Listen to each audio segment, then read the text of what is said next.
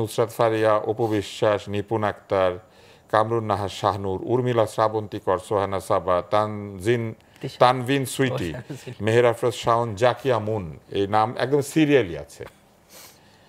মানে জুলাই হত্যাকাণ্ডের সময় তারা টাকা খরচ করেছে, মানে আওয়ামী লীগকে অর্থ দিয়েছে এবং তারা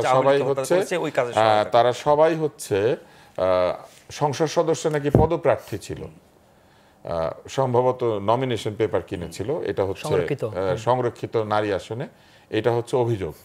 আপনি আমাকে বলেন কারো পরিচয় কি এটা হতে পারে যে আপনি সংসদ সদস্য পদপ্রার্থী?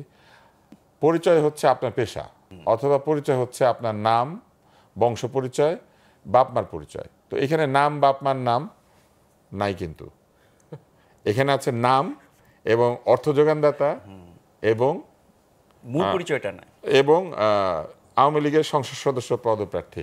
কিন্তু এই একই এজাহারে আবার অনেকের নাম আছে যাদের বাপমার নাম উল্লেখ করা আছে, এবং দুইভাবে আসলে এসেছে। প্রথম বিষয় হচ্ছে নুসরাত ফারিয়া তখন দেশে ছিল না। দ্বিতীয় বিষয় হচ্ছে নুসরাত ফারিয়ার কাছ থেকে আওয়ামী লীগ টাকা নিয়েছে, এটা যদি কেউ বলে তাহলে আসলে সে আওয়ামী লীগকে হেল্প করছে। কেন? কারণ আওয়ামী লীগের পিয়নের কাছে 400 কোটি টাকা ছিল, আওয়ামী লীগের দারোয়ানের কাছে কোটি কোটি টাকা ছিল, আওয়ামী লীগের বিভিন্ন লোকজনের ভৃত্য, তাদের প্লট, বাড়ি, গাড়ি ছিল। আওয়ামী লীগের যারা বিভিন্ন পদে ছিলেন, যারা চলে গিয়েছেন, তাদের অনেকেরই বিদেশে বাড়ি ঘর আছে। এইরকম একটা দল যার পিয়নের কাছে 400 কোটি আছে, সে নুসরাত ফারিয়া, শাহনূর, জাকিয়া মুন এদের কাছে কি হাত পাতে? তার মানে হচ্ছে এই মামলা বলে দিচ্ছে যে আওয়ামী লীগের আসলে টাকা পয়সা ছিল না, এরা অভিনেত্রীদের কাছে গিয়ে ভিক্ষা করতো।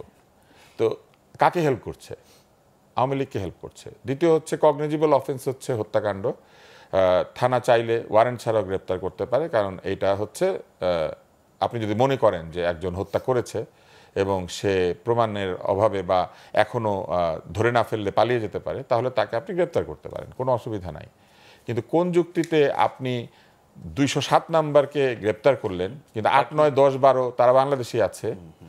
কিছুদিন আগেও পুরস্কার বিতরণী অনুষ্ঠানে অপু বিশ্বাস হেঁটেছে, একই কাজ করেছে, অর্থ দিয়েছে আওয়ামী লীগকে, কিন্তু তাকে গ্রেপ্তার করে নাই।